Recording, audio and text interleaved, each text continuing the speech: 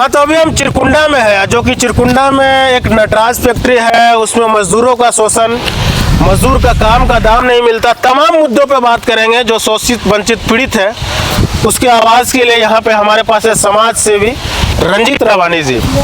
चिरकुंडा में वर्षों से 15-20 साल से मजदूर शोषण हो रहा, ना ही पीएफ पेंशन कटता है, ना ही मजदूर को मजदूरी का दाम मिलता है। इस पे आपका क्या राय है?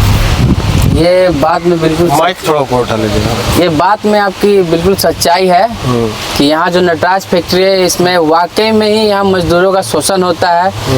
यहाँ के जो मजदूर है उसके पास ना कोई आईडी कार्ड है, ना उनको पीएफ मिलता है, ना ईएसआई मिलता है, मतलब कोई भी सुविधा वहाँ नटराज प्रबंधन के द्वारा इनको नहीं मिलता। ये बहुत ही दुख की बात है और चिंता का विषय है। इस विषय का हल तभी होगा जब हम जैसे युवा इस विषय पे हम लोग आवाज उठाएंगे। तभी कितना घंटा काम लिया जाता है? काम यहाँ 12 घंटा लगभग मतलब मजदूरों को करना पड़ता है। पेमेंट कितना दिया जाता है? पेमेंट लगभग 280-300 के करीब है, समझे। तो इसके पीछे आज तक विधायक सांसद कहे नहीं ध्यान दिया आज तक?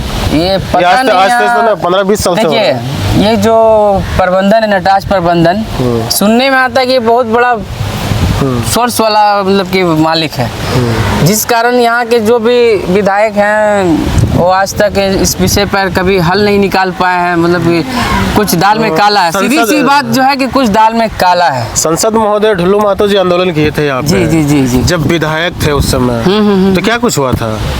उस समय क्या हुआ कि देखिए, उस समय के उस विषय के बारे में हमको ज़्यादा जानकारी नहीं है, क्योंकि उस समय आंदोलन हुआ था। हाँ, आंदोलन हुआ था, इस बात में सच्चाई है।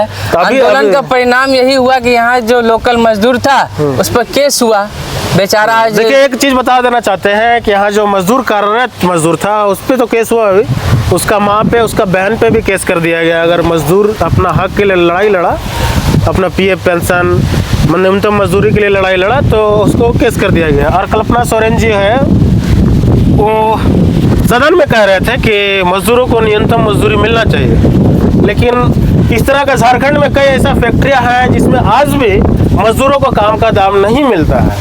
और इसका परिणाम, और लोकल यहाँ का नेता सब है, चेयरमैन, वाइस चेयरमैन, कई चेयरमैन आया, कई चेयरमैन बदला, लेकिन फैक्ट्री का रवैया नहीं बदला।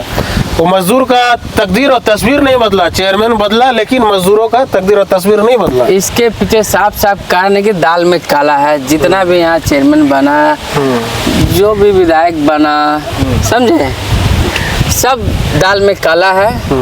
काला क्या है, सबको माल मिलता है। जो बात सच्चाई है, मैं किसी से डरता नहीं हूँ, तो सच्चाई है वो खुले मंच पे बोल रहा हूँ।